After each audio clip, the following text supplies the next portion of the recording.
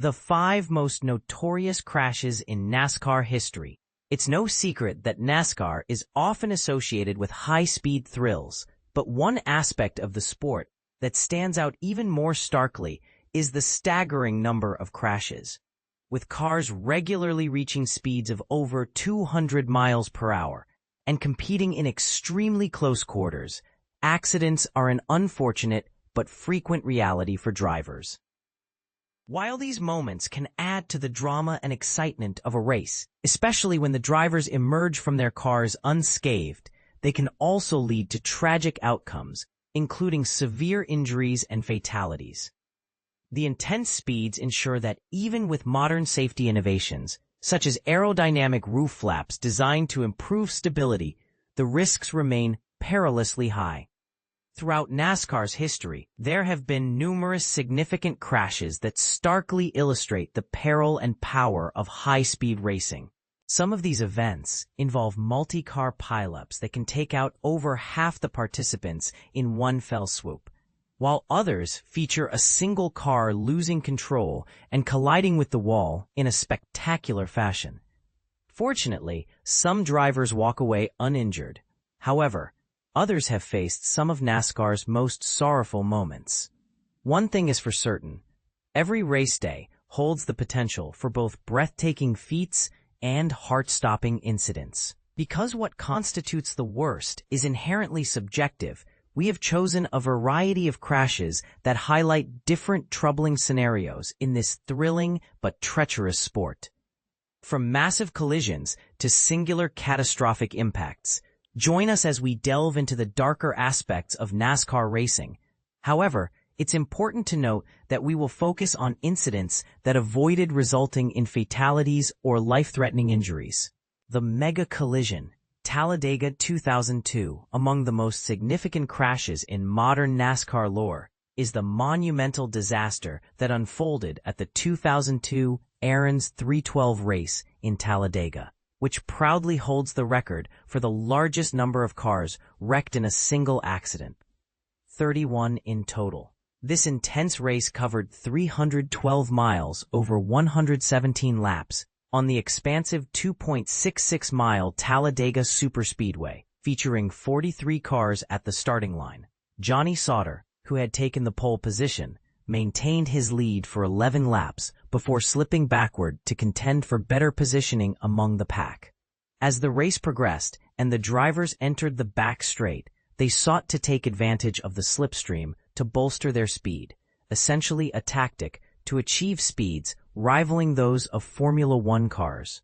However, it was this very slipstream that precipitated the massive crash.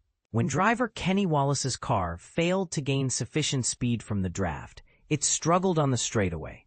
In a panic, Scott Riggs, who was drafting behind Wallace, attempted to avoid a collision, inadvertently triggering a chain reaction. Riggs's sudden deceleration led to Shane Hamill rear-ending him, which then set off a domino effect as cars collided. Sauter's car was struck on the side and flipped onto its roof in a dramatic fashion. This calamity occurred before the cars could spread out, resulting in an explosive cascade that involved a shocking percentage of the field. Over 3/4 had to retire from the race, leading to a lengthy 40-minute red flag, and 9 cars officially deemed did not finish, DNF, as a result of the lap 14 crash alone. The head-on impact, Bristol 1990. Have you ever been curious about the aftermath of a high-speed vehicle crashing head-on into a guardrail? Michael Waltrip's catastrophic incident in 1990 at the Bristol Motor Speedway vividly demonstrates the consequences of such a disaster. Bristol is a short, tight track, just over a half-mile per lap, where overtaking often takes numerous attempts, making it one of the sport's most challenging venues. Surprisingly, one might assume that the slower speeds at Bristol would make crashes less severe, but this proves to be misleading, as evidenced by Waltrip's harrowing accident. Exiting from the second corner, he lost control of his vehicle and veered into an improperly secured gate, effectively sending his car crashing into the guardrail with disturbing force. The impact tore the car apart, bending the steering wheel at a grotesque angle. Incredibly, Waltrip not only survived this terrifying ordeal, but also returned to the track the very next day to participate in the Valleydale Meets 500, ultimately finishing in 20th place.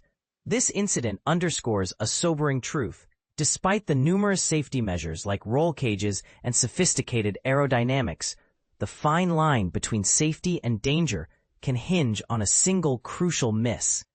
The unlikely incident. Watkins Glen, 2009. Watkins Glen, affectionately known as the Glen, is among the few non-oval tracks in NASCAR, and it represents a different array of challenges for drivers.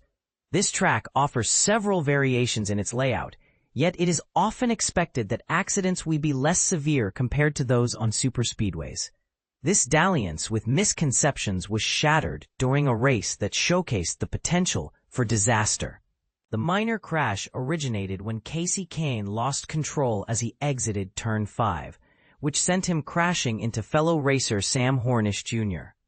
Unfortunately, this initiated a chain reaction. Hornish's car was launched into the tire bundles lining the track. As the debris flew, no one could have anticipated the ensuing chaos. Hornish's car careened back onto the racetrack, colliding with Jeff Gordon and Jeff Burton, who had limited time to react. Fortunately, the installation of effective barrier technologies ensured that all involved drivers escaped without serious injuries. This incident, while not the most damaging in terms of overall destruction, perfectly illustrates how even a minor slip can have severe repercussions during fiercely competitive racing, particularly in road racing scenarios. Final lap mayhem. Talladega 2012. Imagine being on the edge of your seat as a NASCAR race reaches its thrilling conclusion, with just 2 laps remaining after a full course caution. Everyone is pushing to gain crucial positions, and the tension is palpable as the cars dart around the track in a tight group. That was the exhilarating scene at Talladega in 2012 when everything came crashing down, literally. The crash stemmed from 2 key factors: the close proximity of the cars and drivers desperate to overtake by bump drafting. This technique, where one vehicle pushes another to gain momentum, can lead to breathtaking moments, but also catastrophic accidents. In this instance, when Casey Mears pushed Michael Waltrip, their combined speed caught race leader Tony Stewart by surprise, leading to a chaotic spin that took out a significant portion of the remaining field. The aftermath was chaotic, with nearly every car on the track sustaining some damage as they collided in a mad scramble.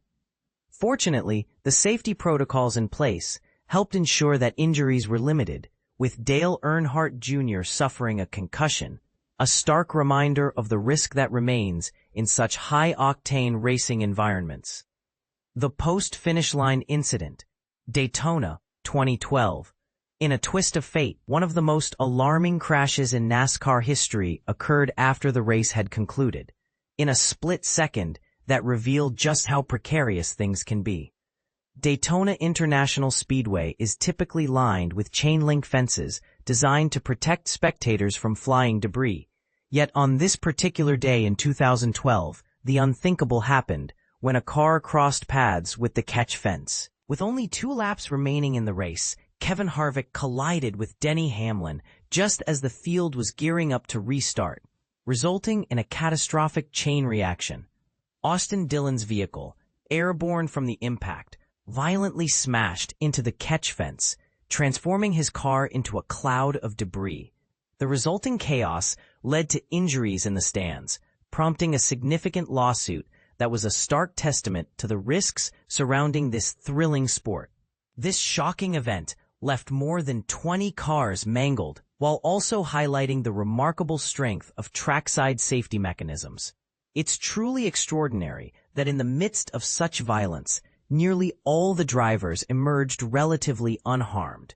As the sport continues to develop and evolve, the hope remains that such devastating incidents remain rare and the safety of all, drivers and fans alike, will remain paramount.